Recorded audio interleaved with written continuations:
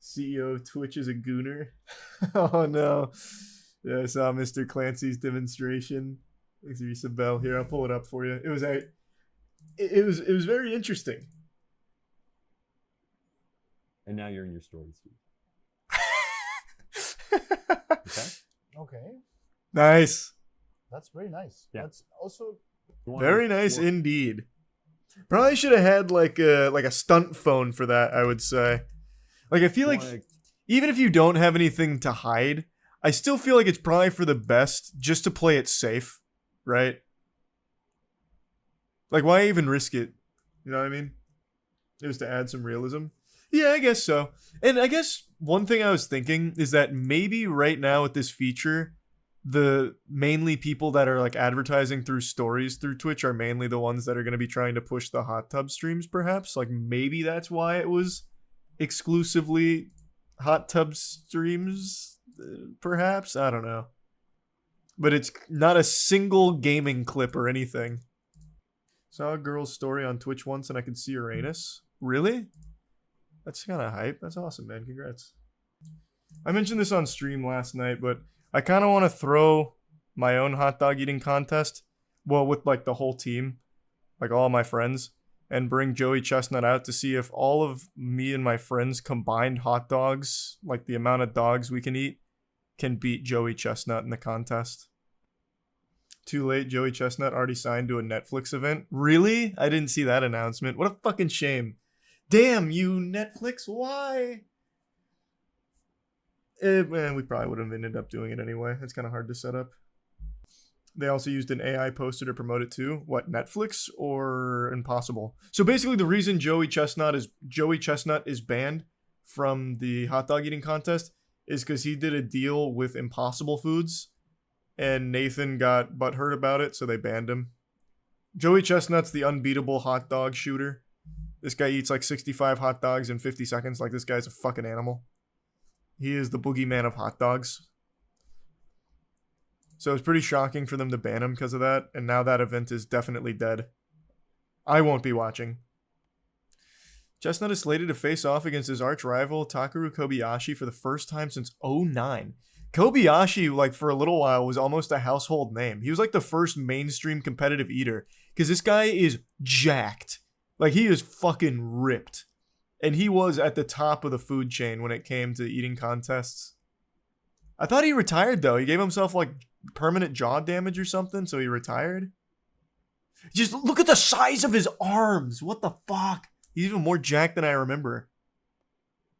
Yeah, here. He announced his retirement earlier this year in a Netflix documentary. He's estimated to have eaten 10,000 hot dogs over his career and damaged his body in the process, saying, "I no longer feel hunger." Which is such a hard statement. The only thing I hunger for now is gains, bigger muscles. Chestnut eked out a victory the last time the two faced off in 2009, settling the score with 68 hot dogs to Kobayashi's 64.5. That's close, too. The previous year's contest involved a sudden death eat-off after the 10-minute clock ended in an unprecedented tie, 59-59. Joey Chestnut and Kobayashi face off in live hot dog eating contest, and is this the poster they're using? The yep. A little AI generated hot dog. Cool. That's a shame. I would have loved to be able to throw the event and bring Joey Chestnut out. Have him compete against me and my friends. And Kobayashi if he wants to. But Netflix swooped in before we had the chance. God damn it. The event is on September 2nd. You could still do the July 4th one if you want. Oh, is it really? Okay, maybe we'll still try. Hey, if you're watching, Joey, let me know if that sounds like fun to you. Thoughts on everyone clowning Luca over Game 3? Oh, he deserves it. I love Luca, but man, that Game 3 was kind of embarrassing. I didn't get to watch it live. But man, he was foul baiting hard and then ended up fouling out with 4 minutes left. Come on. Come the fuck on. That was just shameful. I don't remember who it was. One of the sports anchors really put it best. He's like, look, if Luka's going to play like this, he doesn't deserve the championship. He's going to need to really take a hard look in the mirror about this foul baiting and all this. Like, he went in, and he was super right. You seen the banana game on Steam? It's basically an NFT scam, and it's the 4th most played game on Steam right now. What's it called? It says the 4th most played game on Steam. Let me see. Hold on. Banana is a clicker game in which you click a banana. In Banana, you click the banana to gain even more. Every 3 and 18 hours, you get dropped a banana. Each banana is also made by the community in Discord. So what makes this an NFT scam? It just seems like a shit post. The developer of this game has devised a method to get rich with minimal effort. 1,000 people play this title in hopes of obtaining rare skins to resell on Steam Market. However, in 99.9% of the cases, players only get skins worth €3. So wait. I see. This is so cringe. Spiffing Brit made a video about how the scam works. Okay, I've got to see that. Hold on, that sounds so interesting. It's totally normal not to have ever heard about a game that is currently the 5th highest played game on Steam at this moment in 24-hour peak, 155k. Current, 153k. That's right, you can buy this thing that I'm sure he has the legal rights to, Yusuf and all of these Salafi other and things Ardo. that I'm sure he has the legal rights to. Like the incredible When You Start Edging, which you can buy for 79p. Once bought, you can sell it on the community market for 85p. Let's see if anyone's purchased one of these bad boys. No one has ever purchased one of these in the entire history. I can't believe it. Evidently, Lasse Schlied. You see, on Steam, when an item is bought and sold on the marketplace, or an item is bought directly for the Developer game, gets the a game's kickback. developer Yeah. makes that money. In our case, the wonderful Aladdin 66. The banana market is immense. There God, are nearly that's so 84 pages fucking of awful. deep banana lore. Some of things are Oh, it's so embarrassing how dumb, how truly dumb this community is, like this NFT community. this item has never sold in It's not illegal or anything. It's not like the creator's gonna go to jail, right? Unless there's something more nefarious down the line. It's just literally a pump and dump, but for kids on Steam now. People on Twitter were showing off their rare bananas. I'm gonna go bully a couple of them real quick. I don't usually reply to things on Twitter, but for that I absolutely will. We see Nashville police officer Sean Herman was arrested after participating in an OnlyFans video while on duty. I thought this was a free country. We can't film porn while at work anymore. What happened to us? I searched banana on Steam and all I got is porn. Yep, that sounds about right. That's why I'm not putting my eggs in that basket. I don't see anyone showing off their rare bananas. I see the Dixerto article covering the game. Oh wait, here's someone. I just bought a shiny banana for $53.93 because I'm an idiot apparently. You 100% are, Luke. Absolutely. Wow. He paid $54 for shiny banana in banana game. But it's not like anything you can use or anything like that. It's crazy how a shitpost game like this can just make someone so much money overnight because people just buy into this nonsense hype train like NFTs. I can't believe in 2024 that still works. Oh, he's also just a big crypto guy. That checks out. His second post is, I just lost $100 on crypto.com. What a shitty app. And then the day before that, I decided to try crypto.com on strike options and lost $60 in 15 minutes. You're just going to keep losing money, Luke. 100%, brother. You're a fucking idiot. If I had any kind of coding knowledge, I would absolutely do some shit like this. What's another super memey item? Banana's a classic. I guess bacon. But you'd probably want to veer away from food, because then you'd be copying too much from banana, and I think people would be like, oh, I'll just play banana instead. Or play. Stupid word for it. You know what I mean, though. Cats? Oh, could definitely do cats. Or, no, you'd want to do dogs to capitalize off like that NFT brain rot. Banana was made using only 2 Unity packs and no code. And basically no unique code. Yeah, but I wouldn't even know how to put the asset packs together is my thing. Like, I have legitimately no knowledge on how I'd even do this with Unity packs like they used. Isn't there a fee to put a game up on Steam? I think it's $100. But they made that back immediately. Again, I don't think it's even illegal what he's doing.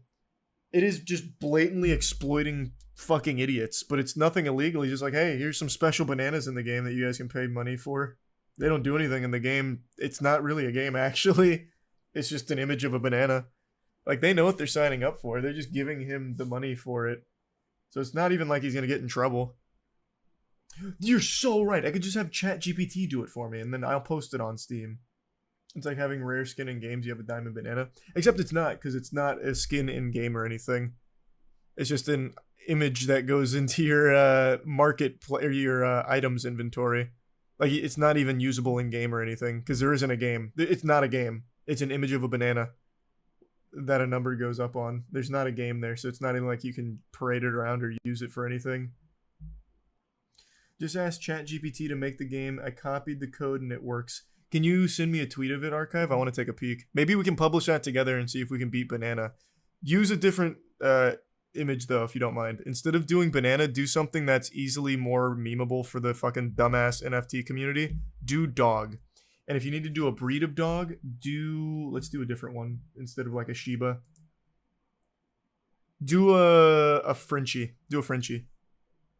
No, it needs to be... No, that's way too much coding already, Steve. It's got to be some kind of stupid shit like banana, where the number just goes up on a static image of the banana.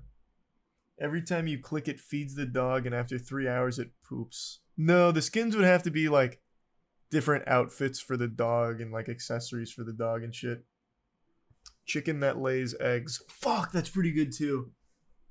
Because then, like, the special egg... Well, no, that's a lot of coding, though. That's something you wouldn't be able to just use the Unity asset packs for. That's something ChatGPT probably wouldn't nail. You can use the revenue for magic boxes. So Miyazaki did make a new statement about Bloodborne and Sony? Okay. Miyazaki knows for a fact other FromSoft devs want a Bloodborne PC port. If I say I want one, I'll get in trouble, but it's nothing I'm opposed to. That's so fucking embarrassing from Sony. You have this absolute juggernaut of an IP, and you refuse to do anything with it. No sequel, no PC port, no remaster, which I usually hate remasters, but if you could just get Bloodborne to 60 FPS, that'd be massive. Like, come on. That's such a big L. As I was wrapping up an interview with FromSoft president Miyazaki for PC Gamer Shadow Verd Tree cover story, I knew I couldn't walk out of the conference room we'd be sitting in for more than an hour without asking the question. You know the one. It's been the front of mind for PC gamers during every single major live streaming gaming event since Sony started putting its games on Steam. Bloodborne on PC win. I mean, not only that, just literally anything Bloodborne related. Anything. Even a mention of Bloodborne. It's so crazy that they don't. Oh, here it is. Just a few months ago, he told IGN that FromSoft doesn't own the IP rights. Unfortunately, and I've said this in other interviews, it's not in my place to talk about Bloodborne specifically. Sony literally gags this man. It's like he's held hostage by Sony. I think, mark my words, I think within the next 5 years, FromSoft goes fully away from Sony. I think they buy out their equity and they do it themselves. I think they do what Bungie did. Because I think they're big enough now that they can afford to do so. The theory is that when Sony Japan shut down, it took the coding for Bloodborne with it. Nah, I don't subscribe to that theory at all. Obviously, as one of the creators of Bloodborne, my personal, pure, honest opinion is I'd love more players to be able to enjoy it. Especially as a game that is now coming of age, one of those games of the past that gets lost on older hardware. I think any game like that, it'd be nice to have an opportunity for more players to be able to experience that and relive this relic of the past. So as far as I'm concerned, that's definitely not something I'm opposed to. I love that. I'd give that man a fucking fist bump and kiss. Abso-fucking-lutely. Want something goofy? The owner of a Little Caesars near me responds to negative reviews in an unhinged and hilarious way. I do like that. Let me see. Which one? On Yelp or where? Where does he respond? Man, they have terrible reviews. 2.9 stars? You hear Will Smith was attacked by a ghost? What a fucking liar. Ghosts aren't real. We just proved that. Our ghost hunting video goes up tomorrow. Chase did an amazing job with it. It's like an episode of Ghost Adventures, but with us. It's fire. Hear about the man who threatened to kill a Burger King employee over a discount? Like they gave him a discount and he threatened to kill them? Man pulls gun on Burger King employee for giving discount. Wow. A Burger King... can I even pull this up on stream? He's got a whole gun out here. Burger King customer pulled a gun on a drive-thru employee in Ohio when he heard how much his 2 sausage, cheese, and egg croissant cost because they were too inexpensive? What? The guy steps out of his car pointing the gun at the Burger King window. He had reportedly argued with the 38-year-old employee. Quote, he was like, my order can't be right. It should be like $11. And I'm trying to explain to him that we had a promotion going on and it's cheaper. And he started he started cussing and getting all loud. And I was like, I don't know what to tell you. I don't know why you want to pay more money. After their argument over the highly offensive Easter discount Burger King was offering, the customer sped off. But still feeling slighted, he later returned to threaten the employee with his gun. What? There's just some people in the world, man, that actually are unfathomable. Like, I can't wrap my head around that. Being mad that you're not paying more money for your Burger King meal. Like, someone like that needs to be locked up for life. Like, there is just nothing good that person can offer the world. He almost killed a guy at Burger King because he was saving too much money on his meal. That guy just needs to be institutionalized forever.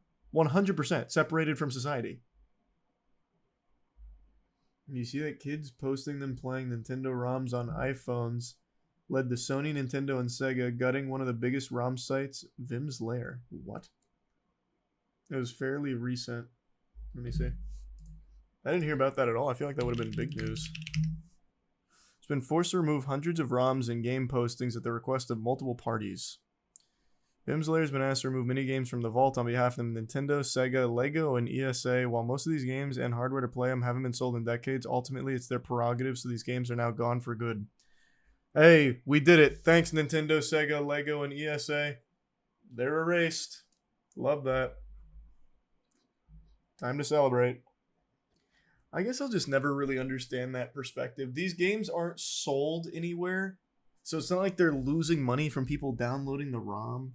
Like, I don't get it. And it's not even a detriment to them in any conceivable way. I'll just never understand. It's so far beyond out of touch, though. Like, I get greediness from companies. Like, that's super standard. But, like, they don't gain anything from this. Like, it's almost counterintuitive to greed because they had to pay to draft up the DMCAs. Well, and that's not true, actually. These companies are so big they absolutely have on-retainer lawyers. But even still, you're allocating resources to do that. Like, you're not gaining. So I don't know. It just doesn't make... Like, I can't find a single rational explanation. If they can't have money, no one can. Well, Vim's Lair wasn't making money off selling ROMs, per se. You could argue Vim's Lair makes money off, like, people using their site, I guess. But, like, they're not losing money either. Like, they're making less money by having these games get buried and unobtainable. I'll take another peek then at the Little Caesars reviews. So they're the Google ones. Oh, here. This is a 1-star from a year ago. Last hour, we got a hot and ready with bread slices. By the time we got home, we noticed the bottom of the box was hard and the breadsticks were also hard and looked old. Called the next day and asked for new pizza and I'll bring it back. They tell a whole story about this bad experience with the pizza. The owner responds, yeah. I think that's like 8 exclamation points. Start a movement. Get it shut down. Make that the new purpose in your life. Make signs. Gather friends. Quit your jobs and start a GoFundMe to hire lawyers to get us shut down. You now have a purpose. 5 exclamation points. A buddy of mine called me the other day, said he got some takeout, got stuck in traffic, and by the time he got home, all the stuff was cold and soggy.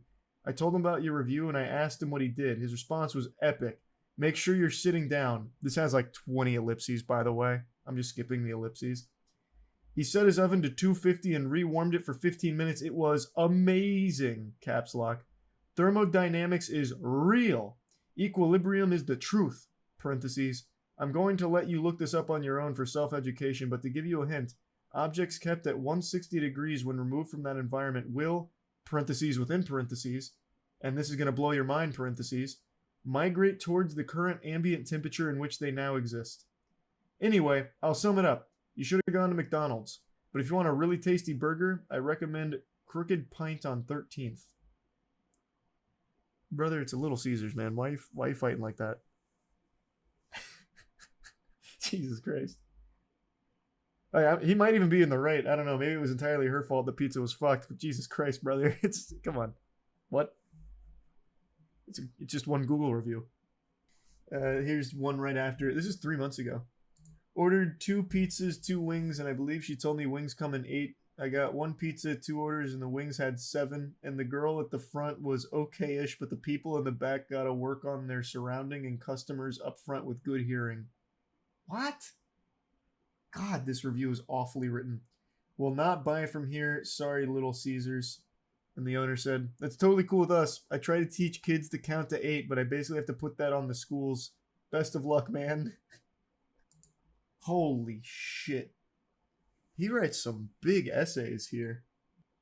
This one, he apologizes for his rudeness to his employees. That was 6 months ago. There's so much lore here. Oh, what the fuck is it? Okay, this guy's such a douchebag. This is a month ago. Waited in the drive-thru for 20 minutes and got the wrong order. We told them it was wrong. They got it right. But it was like 3 meat, not 5 meat. Sorry, last time there. Okay, not enough meat, but I guess the order was too long. Wasn't hot and ready. And the owner said this, I believe you. Most of our employees can't count to 5 and are extremely inefficient. Sorry. Take that 20 minutes you waited and cook a meal for your family next time. What an asshole. To his own fucking employees, too? This guy seems miserable to work for. He just fights everyone. Yeah, I guess so. This guy just goes on fucking rampages. Like, even as recently as a week ago, scrolling through some of these, he is so active on these reviews to fight. Like, some of them he's like, oh, we'll get this fixed. Like, oh, it looks like there was a problem with your order, we'll get it fixed. Like, a couple of these. But then some of them he just fucking snaps. I feel like it's different. I feel like different people have access to this account. You see the realtor who was fired for posting a photo of his boss's poop in the show toilet that had no plumbing? Oh, I did see that. That's so gross, like, why? Grow up, it's poop in a toilet. It's not gross, it's natural. We used to be a proper society when we take pictures of our boss's poop in the toilet and face no repercussions. It was a woman's poop too, even more magical. Oh, interesting. Isn't that crazy that girls can poop too? You would have thought that it'd just be like an aesthetic hole, not a usable one, right? It's crazy. Steam owner Valve accused of ripping off 14 million UK gamers. Interesting. They're being sued for 656 million euro. Accused of using its market dominance to overcharge 14 million people in the UK, they're rigging the market and taking advantage of UK gamers. It states that Valve forces game publishers to sign up to so-called price parity obligations, preventing titles being sold at cheaper prices on rival platforms. Shotbolt says this has enabled Steam to charge an excessive commission of up to 30%, making UK consumers pay too much for purchasing PC games and add-on content. Yeah, get in line, UK. Imagine how Australians feel. Where's the sue money? Hey, hop aboard the class action. Well, this is a class action, right? I have no idea. This is the same firm who sued Sony for $8 billion. Great track record, then. Great track record. Hey, keep up the good work, I guess. I'd love to see the video game giants get fucked as much as the next guy, but these are not the lawsuits that are going to do it. Does Gabe still run Steam? It's a very generous term, run. He owns Steam. See, Harvard published a study saying aliens may be living on Earth disguised as humans. I saw. It's not like a real thing, though. It's like a theory. But based on actually nothing besides, like, maybe they are. I haven't read the whole thing, though. Just little bits and pieces here. Let me pull it up. I watched a sci-fi movie once, and it's very possible. Aliens may be living among us disguised as humans, claims Harvard study. Recent Harvard University study has revealed that aliens might be living among us probably underground or on the moon. Please, get this garbage off my screen. Please, Thank you. The Human Flourishing Program of Harvard University also stated that UFOs might be alien spaceships that are visiting to meet their alien friends living on Earth. Man, this sounds so real. What is happening at Harvard? Maybe the aliens come here because they have so many friends that they want to stop by and say hello to. So obviously the most efficient way of doing that is flying all the way across the goddamn universe in order to see their friends in person and say hi. The research paper mentions that the unidentified anomalous phenomena, they keep changing what that means, more commonly referred to as UFOs and extraterrestrial beings, could be living underground on the moon or even walking among humans. The research also explores the idea that UFOs are unidentified aerial phenomena, UAP. See what I mean? This one's anomalous and this one's aerial. Could be spaceships visiting Earth-based alien friends. Paper also states that the author is aware of the depth of evidence and theory that also tentatively support another extraterrestrial explanation, the cryptoterrestrial hypothesis, linking UAP activity to the action of hidden non-human entities. Okay. If you say so, bud. Hey. Whatever. Sure. Where is the evidence? Or anything grounded at all in reality? This theory claims that aliens might have traveled from the moon or other places to visit the Earth and hidden themselves among us. They traveled from the moon to Earth. Brother, that's like a walk in the scale of the cosmos. We would have seen them do that. Magical cryptoterrestrials. These beings are like earthbound angels having magical rather than technological relationships with humans, like folklore creatures like fairies and elves. Isn't Harvard supposed to be prestigious? Is this in the paper? Or are they just going over all kinds of potential theories? The primary weakness of the theory is its perceived oddity, especially for those accustomed to conventional scientific explanations. You mean logic? The primary weakness. As if there's any strength to it. Other than like, I want to believe in this, so maybe it's possible. The researchers admitted that their research was likely to be regarded as skeptically by most scientists, but it urged the community to consider their claim in a spirit of epistemic humility and openness. What fucking research? Scrolling through Tumblr? Like what? Where's the actual paper? All right, I'm reading the actual paper now. This is ridiculous. Now I've got to see. I did not want to bother reading this paper, but whatever. Fairies and elves. What is this? Okay, let's start here. What is the Harvard Human Flourishing Program? That sounds like MK Ultra, except you're brainwashing college kids into being fucking idiots. The Human Flourishing Program, Harvard University.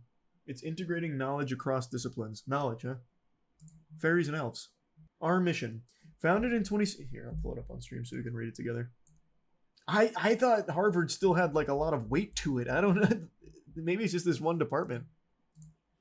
Founded in 2016, the Human Flourishing Program at Harvard aims to study and promote human flourishing. I love that. Please define human flourishing. What does that mean? Like, I'm flourishing by opening magic cards because it fills me with a sense of satisfaction. Would that classify as human flourishing? And to develop systematic approaches to the synthesis of knowledge across disciplines. This is just an absolute nothing statement. That's just buzzword for buzzword's sake. Many topics that are fundamental to human well-being, such as happiness itself, virtue, religious community, meaning, and purpose, have traditionally been viewed as principally falling within the purview of the humanities, often of philosophy or theology. However, robust empirical research literature of these topics is now developed from sociology, political science, economics, education, psychology, medicine, public health, and other empirical sciences. The program's research contributes to the broad question of how knowledge from the quantitative social sciences can be integrated with that of the humanities and questions of human flourishing and how best to carry out the synthesis of knowledge across disciplines. Hopes to bring greater unity to empirical social sciences and humanities. This actually told me nothing. You told me nothing with this. I came into this not knowing what this human flourishing program aimed to do and how, and I'm leaving not knowing what it aims to do or how. Our research. Promotion of flourishing. It sounds like a cult. Promotion of flourishing. The Promotion of Flourishing project seeks to develop and evaluate properties of new measures of human flourishing, drawing upon happiness and life satisfaction, mental and physical health, meaning and purpose, character, virtue, and close social relationships. What is that? What the fuck is this? So it's looking at the architecture of happiness for this paper. What was the theory? Okay. Well, I can't even get the full article anyway without paying. All right. So this is the Human Flourishing Program. Your guess is as good as mine. Now, back up. What the fuck do aliens have to do with human flourishing? Magical fairies and elves? How does that fall into this department? The crypto-terrestrial hypothesis, a case for scientific openness to a concealed earthly explanation for unidentified anomalous phenomena. Thank you. Yeah, this is the one. I'll just read the abstract. I don't need like the whole thing. Then we explore over 5 sections, limits to historical and geological knowledge, traces of lost civilization, traces of underground civilization, traditions around magical crypto-terrestrials, and UAP-related activity considerations. And UAP-related activity underground, underwater, and nearby, i.e. the moon. We conclude by noting that across these various considerations are actually 4 distinct CTH, whose merits we briefly consider. We recognize these CTHs may rightly be regarded skeptically by most scientists, but argue they nevertheless should not be ruled out and deserve consideration in a spirit of... Yeah. But, okay, let me see. There better be some fucking banger evidence. Show me some evidence about the magical fairies being aliens or whatever. It's all just complete fucking speculation based on nothing. The ideas canvassed thus far, while not generally accepted by contemporary natural science paradigms, nevertheless still fit somewhat within their rough boundaries.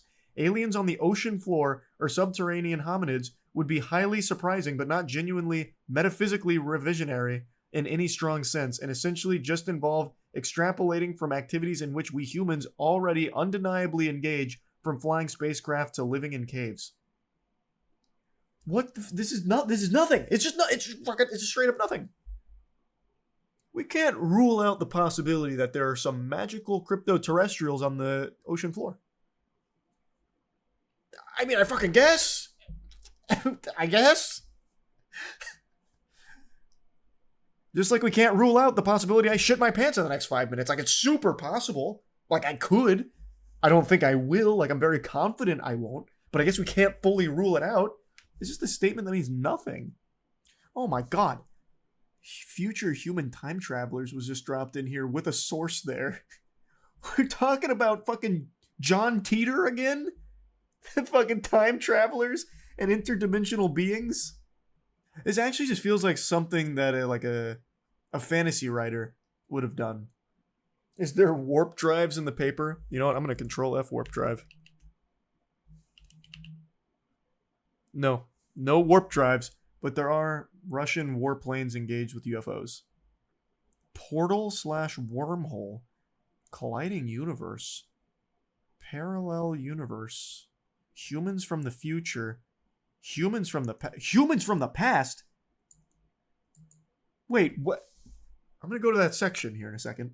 How in the fuck would humans from the past time travel to the future and... This is blowing my fucking brain here. Wait, where's that section though? Humans from the past, it's 1.3.2.2. Why astonished only for past but not future? Well, obviously the future is stupid too, but the past is even less sensible. This dude's paper seems like it's his D&D campaign notes. So fucking true. Yeah. We need a deeper dive. A red thread on that one Harvard paper. I have to... So, one thing I learned is that you can kind of publish anything. Well, not you as like just some random goober, but things will just get published without actually being fully peer-reviewed.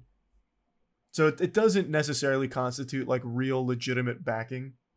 You can kind of just do it. You hear about the return of Adventure Time and regular show? What? No shot. Oh, wow. Adventure Time movie in development. And 2 spin-off series. Okay, wait a minute. That's kind of hype. Adventure Time is so good. And they're doing this for regular show too? Whoa, whoa, whoa. Regular show and Foster's Home for Imaginary Friends is getting a new series? What? Foster's? I used to love that show.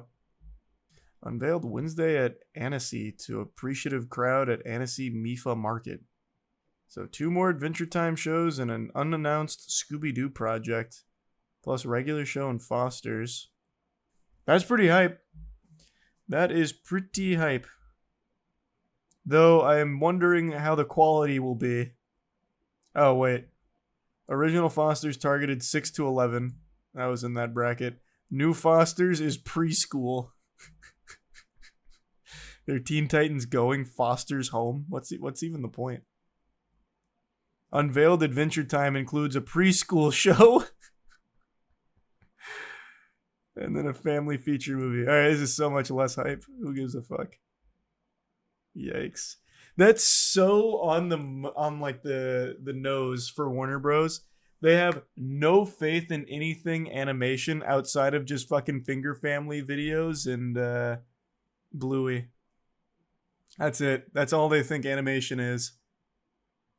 Which is why they can and cancel and remove all their animated programs that aren't aimed at that demographic.